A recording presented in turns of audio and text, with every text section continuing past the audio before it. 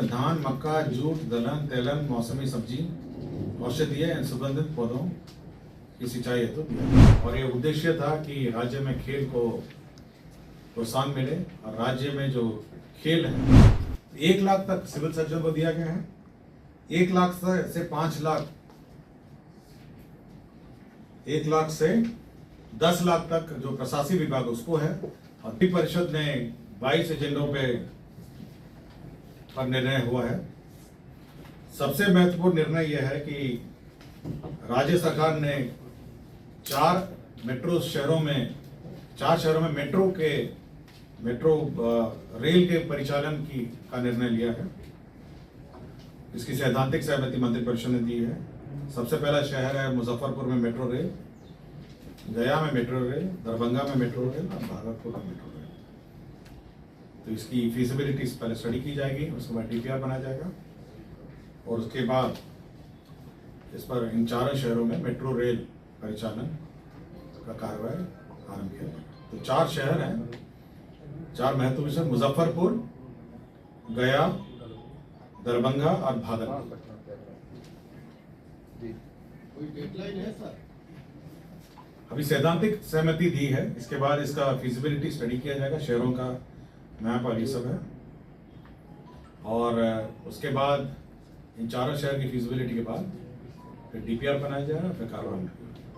और इन शहरों में मेट्रो की जो राशि है उसमें सामान्यतः 20% होता है केंद्र का, 20% होता है राज्य सरकार का और 60% जो फाइनेंशियल इंस्टीट्यूशन है मैं रिकॉर्ड करके भेजता हूँ, ठीक है? उनका होता है। तो ये शेयरिंग पैटर्न भी रहता है इन शहरों में 20-20-60। तो यही व्यवस्था रहती है। और 4 शहर है मुजफ्फरपुर, गया, दरभंगा, भागलपुर। दूसरा ये खेल आपको याद होगा, देखते हुए कृषि विभाग ने एक प्रस्ताव लाया है कि जो डीजल अनुदान है इसके भुगतान के संबंध में निर्णय लिया गया है कि 150 करोड़ की लागत पर डीजल अनुदान योजना लाया गया है। इसमें धान, मक्का, जूट, दलहन, तेलन, मौसमी सब्जी, औषधीय एवं सुगंधित पौधों की सिंचाई हेतु दिया जाएगा। इसमें धान है, मक्का है, जूट है, दलहन है, तेलन है, मौसमी सब्जी है, औषधीय और सुगंधित पौधे। और डीजल अनुदान का रेट भी मैं बता देता हूँ, आप लोग पूछ नहीं रहे हैं फिर भी मैं बता रहा हूँ। यह है 75 रुपये प्रति लीटर होता है और 1 एकड़ में 10 लीटर का प्रावधान है, तो 750 हो गया। 8 एकड़ मैक्सिमम एरिया में दिया जाएगा। बिचड़ा के लिए 2 सिंचाई और फसल के लिए 3 सिंचाई, मैक्सिमम दोनों मिला के 5 हो गया। क्लियर हो गया? लिख लिया आपने? 75 रुपये है प्रति लीटर, 8 एकड़ प्रति एकड़, 8 एकड़ मैक्सिमम एरिया है और 1 एकड़ में 10 लीटर है।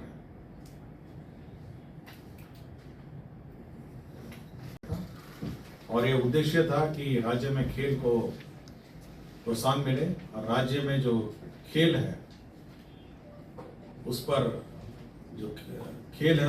विशेष ध्यान दिया गया। और माननीय मुख्यमंत्री जी की पहले भी घोषणा थी कि प्रत्येक पंचायत में खेल का मैदान हो। आपको याद होगा कि समाधान यात्रा में जो गए थे तो यह घोषणा उस समाधान यात्रा के क्रम में किया गया था।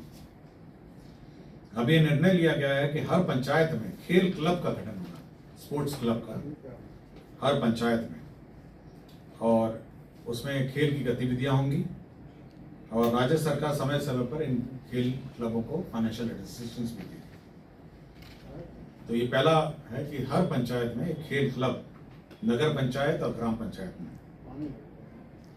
साथ ही साथ यह भी निर्णय लिया गया कि जहां खेल मैदान पंचायतों में नहीं है वहां पे भूमि अधिग्रहण की भी कार्रवाई की जाएगी, लैंड एक्वायर करके खेल का मैदान बनाया जाएगा।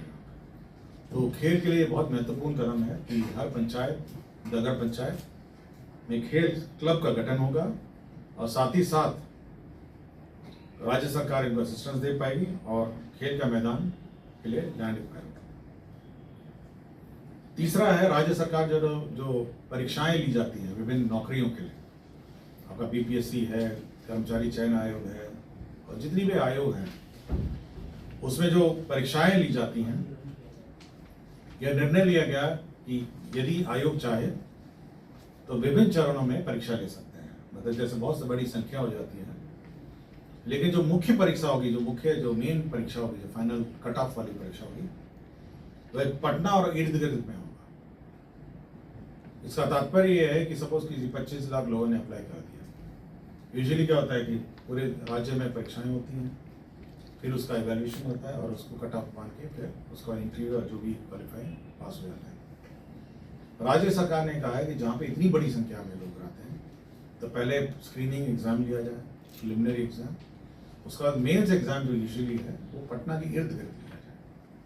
इससे क्या होता है कि एक तो परीक्षा पर नियंत्रण रहता है, परीक्षा पे कंट्रोल रहता है, और जो अन्य जो समस्याएं हैं परीक्षा से संबंधित पटना और पटना के इर्द गिर्द है वो नहीं होंगी। तो ये निर्णय लिया गया। दूसरा यह है कि परीक्षाएं अब ऑनलाइन, ऑफलाइन के अलावा ऑनलाइन भी ली जा सकेंगी। तो ये दो परिवर्तन किए गए हैं कि परीक्षाएं 2 चरणों में ली जा सकती हैं, और दूसरा ऑनलाइन की जगह, ऑफलाइन की जगह ऑनलाइन की जगह, 2 मेन इसमें परिवर्तन किए गए। सर, स्टेट की कोई परीक्षा सर ऑनलाइन है कि नहीं? अभी तो ऑनलाइन नहीं है। अभी मतलब जो जितने कमीशन है अभी ऑनलाइन भी ले सकेंगे। ये अभी कमीशन पर निर्भर है कि प्रक्रिया क्या है, और विभाग से संपर्क भी करेंगे। ये परीक्षाएं ऑनलाइन ली जा सकती हैं, नहीं ली जा सकती हैं। सारे एग्जाम सर जिसपे आयोग लेते हैं। हाँ, मतलब ये आयोग पे निर्भर है ना, आफ्टर ऑल आयोग ही पर निर्भर है, आयोग ही निर्णय लेगी। बट ये इनेबलिंग क्लॉज है कि परीक्षाएं 2 चरण में ली जा सकती हैं, प्रिलिमिनरी और मेंस। बीपीएससी में तो होता ही है प्रिलिमिनरी और मेंस, बहुत सारी परीक्षाएं एक ही परीक्षाएं हैं। और अब संख्या इतनी बड़ी हो गई है कि कंट्रोल नहीं रहता है, कहीं जिले के कहीं पता नहीं कौन अनुमंडल स्कूल में परीक्षा हो रहा है। तो पहले एक बार प्रिलिमिनरी होगा, उसके बाद मेंस होगा। सरकार ने यह गरीबों के लिए 7 निश्चित 2 योजना के अंतर्गत बहुमंजिली आवासन योजना बनाने का निर्णय लिया है। और वर्तमान में बिहार राज्य आवास बोर्ड की भूमि पर पीपीपी मोड, जन निजी भागीदारी पीपीपी मोड में 750 परिवारों के लिए 5 एकड़ भूमि चिन्हित ये जो हाउसिंग बोर्ड की जमीन है उसमें पीपीपी मोड में बनाया जाएगा, जिसमें एक डेवलपर आइडेंटिफाई होगा, वो गरीबों के लिए आवास बनाएगा और कुछ जमीन पर वे अपने आवास बनाएंगे डेवलपर। तो ये पीपीपी मोड पे है, और ये सभी कार्रवाई आईडीए के सहमति से, जो भी बिडिंग होगी, जो भी एजेंसी का चयन होगा, ये सब आईडीए के सहमति से होगा। और जो शहरी जो बस्तियों में रहते हैं फुटपाथ पे या नालों के किनारे, नहरों के किनारे, उन्हें ये घर आवंटित होगा। संरक्षण विभाग में 7 निश्चित 2 कार्यक्रम के अंतर्गत दलहन के उत्पादन के लिए बढ़ावा देने के लिए राज्य सरकार ने पूर्व से भी निर्णय लिया है। पहले नेफेड करता था, नेफेड को आइडेंटिफाई हुआ था। अब कैबिनेट ने इसको एनसीसीएफ को भी ऑथराइज कर दिया है कि चना और मसूर के अधिप्राप्ति के लिए उनको भी नोडल बनाया जाए।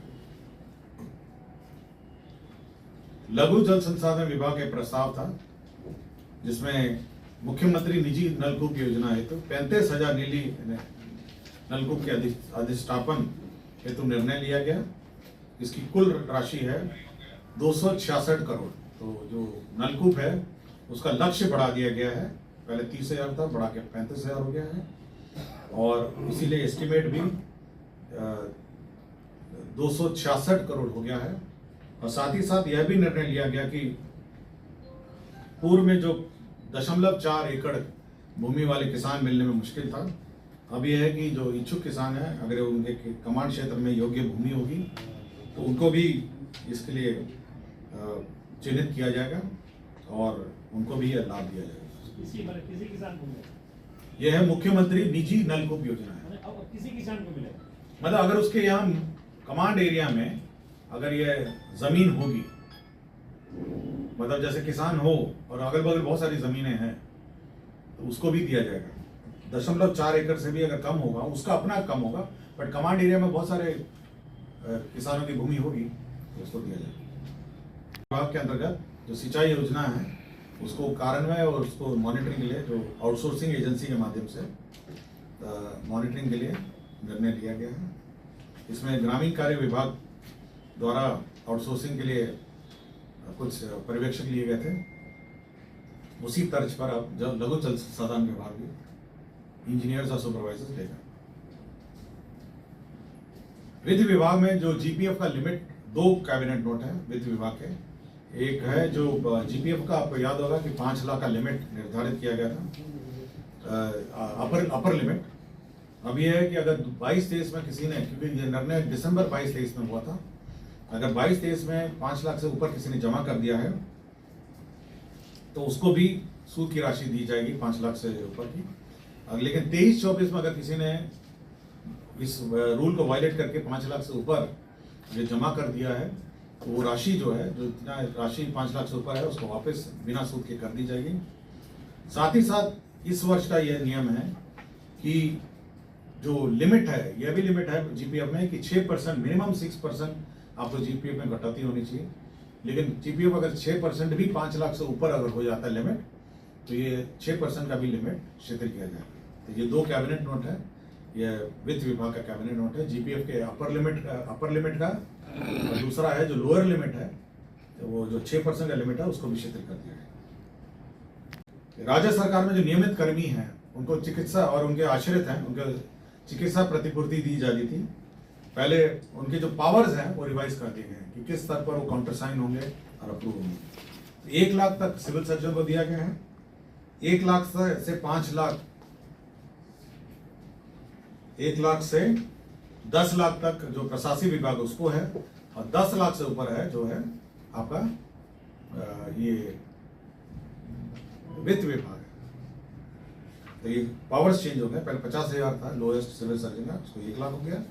1 लाख से 10,000 है, 10 लाख हो गया ये प्रशासनिक विभाग, और 10 लाख से ऊपर हो गया है वित्त विभाग। खेल विभाग में 98 पद, जो नया डिपार्टमेंट बना है उसमें 98 पदों का सृजन हुआ। तो 98, क्योंकि नया डिपार्टमेंट है उसमें पद सृजन नहीं हुआ था, तो 98 पदों का सृजन हुआ है। बिहार उच्च न्यायिक सेवा में 140 पद है। ये पूर्व में ये 140 पद टेम्परेरी पद थे, बार बार एक्सटेंड होते थे। ये एडीजी स्तर के हैं और अन्य सब पद हैं, एडिशनल डिस्ट्रिक्ट जज के, सेशन जज के हैं। तो ये 140 पद जो हैं ये परमानेंटली अब गठन हो गया। बिहार वाहन चालक भर्ती एवं सेवा शर्त संशोधन नियमावली 2024 स्वीकृत हुआ है। इसे बेसिकली ये है कि जो आपका कंफर्मेशन है उसके प्रावधान में संशोधन हुआ है। यदि नियुक्ति के 1 वर्ष बाद ये आपका कंफर्मेशन होगा, अगर 1 साल में भी आपका संतोषजनक नहीं होगा तो 1 वर्ष और बढ़ाया जाएगा, और अगर उसके बाद संतोषजनक नहीं रहा तो सेवा समाप्त कर दिया जाएगा। बिहार व्यवहार न्यायालय अधिकारी कर्मचारी नियुक्ति प्रोन्नति स्थानांतरण सेवा शर्त नियमावली है। ये जो आपके सिविल कोड्स हैं उसका जो सर्विस रूल्स हैं ऑन अपॉइंटमेंट, प्रमोशन एंड ये ट्रांसफर का, ये इसके बारे में हुआ है निर्णय। इसे मूल रूप से जो डिस्ट्रिक्ट जज है वो जो जैसे पटना है, पटना के जैसे हैं, as the convenor of the centralised committee ex official shall member of the said committee in addition to the chairperson of each zonal selection committee। तो बेसिकली कौन चेयरमैन रहेंगे और क्या कमेटी रहेगी, इसी पर इन्होंने संशोधन किया, और क्या सेंट्रलाइज कमेटी होगी इसका भी उन्होंने विस्तार से जानकारी दी। तो राजकीय पॉलिटेक्निक संस्थाएं हैं 46, उसमें कंप्यूटर है, मशीन है, उपस्कर है इत्यादि के लिए 80 करोड़ का जो योजना है उससे सैंक्शन हुआ है। इसी तर्ज पर 38 जो इंजीनियरिंग कॉलेज है उसमें 68 करोड़ 54 लाख का फर्नीचर, कंप्यूटर, उपस्कर, ये सब मशीन है क्रय करने का निर्णय लिया गया। 38 श्रम संसाधन विभाग में 285 पद हैं, जिसमें निम्न वर्गीय लिपिक हैं और उच्च वर्गीय लिपिक हैं। केवल इनका कार्यालय क्या होगा, मतलब इंटर कार्यालय इनका पद सृजन अमेंड किया गया है। ये मुजफ्फरपुर थर्मल पावर, ये ऊर्जा विभाग का प्रस्ताव था। मुजफ्फरपुर थर्मल पावर में जो रिटायर्ड कर्मचारी हैं, जो एनटीपीसी में मुजफ्फर थर्मल पावर में के जो कर्मी हैं, वो रिटायर्ड कर्मी आपके एनटीपीसी में उन्होंने योगदान दिया है, तो उन्हीं के पेंशन लायबिलिटी भुगतान हेतु ट्रस्ट का गठन किया जाना था।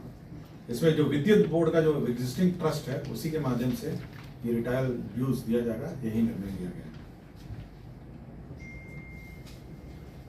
ये अधिप्राप्ति का था, जो आपका खरीफ और रबी का अधिप्राप्ति है। इसमें 12,000 करोड़ का ऋण लिया जाना है। इसमें गवर्नमेंट गारंटी राज्य सरकार ने दिया है। ये विभिन्न बैंक से लिया जाएगा। ये 12,000 करोड़ का ऋण है।